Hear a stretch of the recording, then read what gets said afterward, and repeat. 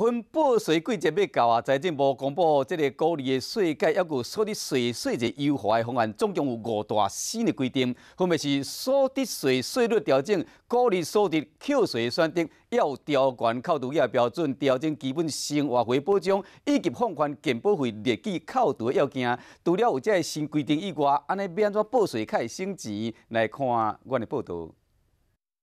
财政部公布5大新规定，分别是综合所得税税率调整、鼓励所得扣税选择、调悬扣除额标准、调整基本生活费保障、放宽健保费列举扣除要件。股利或是盈利所得的一个课税薪资，变成说有2种方式，一个是采用合并计税的方式，另外一个就是采单独税率26% 的一个分开计税。选择合并计税，就是将全户股利甲盈余计入综合所得总额扣税。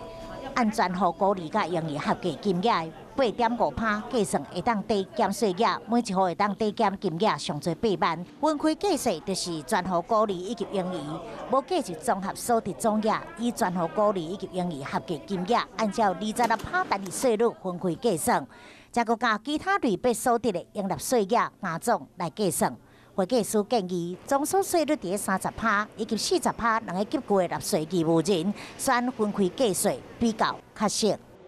国税局的一个软体里面，它会帮你选出最有利的一个计算方式。它有几种选项，大概会4到5种选项让你做选择，然后它会跳出一个网页是最经济的纳税方式。